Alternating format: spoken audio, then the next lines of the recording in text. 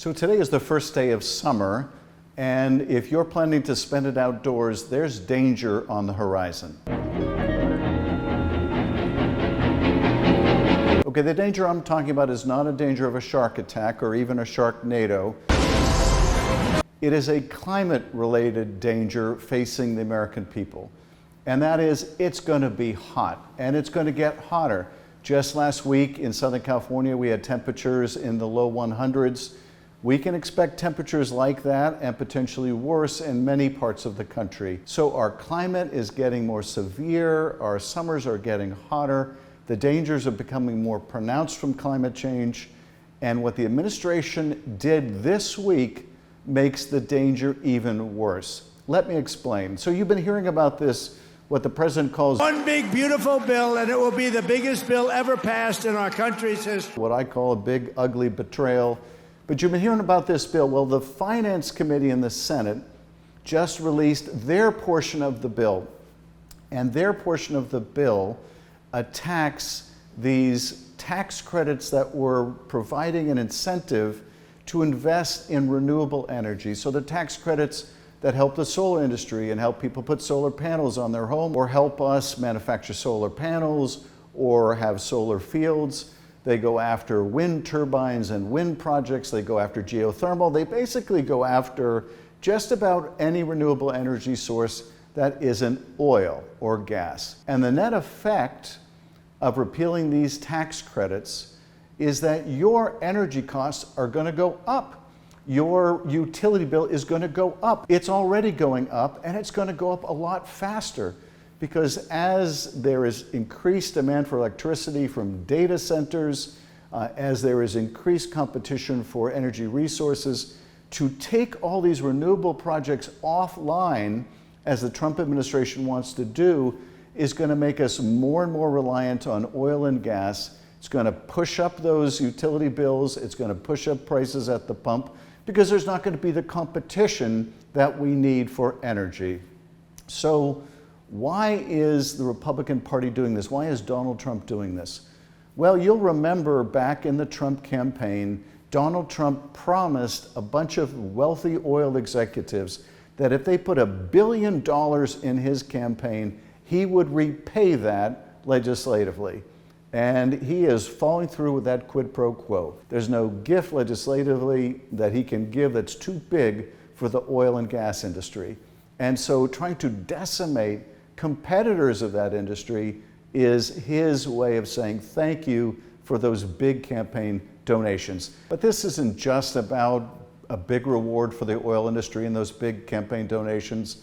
This is also Donald Trump's reflexive opposition to anything associated with Joe Biden. So some of these tax credits were strengthened and improved in the Inflation Reduction Act that Joe Biden supported, and therefore, in Donald Trump's view, they have to go away. This kind of country-defeating, reflexive opposition to anything the prior regime did is simply going to add to the difficulties of the American people and add to your energy bills. By some estimates, it's going to increase the costs on your energy bills by $400 a year over the next decade. That's not the total amount of your bill. It is going to be just the increase in your energy costs thanks to Donald Trump and these regressive energy policies. Now, the Republicans in Congress know this is a disaster. In fact, 13 Republicans from the House who voted for this big ugly bill urged the Senate to try to fix it. And in fact, some hoped that Senate Republicans who had expressed at least tepid support for renewable energy projects might weigh in and try to help eradicate these really damaging provisions in the bill. But although there was some watering down of them, they still are repealing these tax credits that are going to drive up energy costs. But it's not this alone that would be bad enough from a climate change point of view, bad enough from a cost on your energy bill point of view, but the Trump administration is also firing people at the National Weather Service. I guess the theory is if there are fewer meteorologists and fewer weather reports, maybe you won't notice that it's 120 degrees outside. Or maybe you won't notice that there's a tornado coming through your town. Well, that's absurd. The effect of this, though, will be less warning of atmospheric rivers, less warning of tornadoes, less warning of the severity of hurricanes if we're degrading the National Weather Service. They're also laying people off at the Forest Service and the Park Service, and the effects there are going to be deleterious when it comes to our efforts to fight fires, for example, because a lot of the personnel they're laying off, hundreds and hundreds of them, are folks that are there to help out when there are fires, to put down these fires. So what the Trump administration is doing is they're going to make your summer hotter. They're going to make all the summers in the future hotter. They're going to make your bills go up further. They're going to make us more reliant on the oil and gas that is killing us and killing the planet.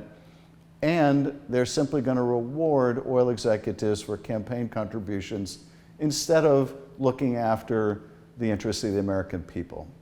For a president who promised to lower costs, your costs are going to go up dramatically. They might as well add a line item to your utility bill showing that these additional hundreds on your bill are owing to Donald Trump's reflexive opposition to any form of renewable energy.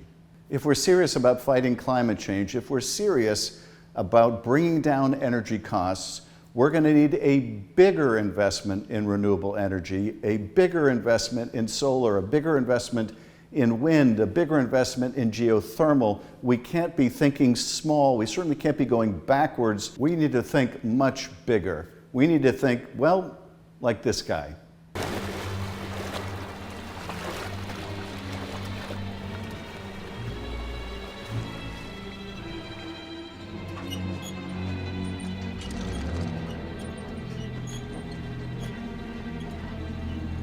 You're going to need a bigger boat.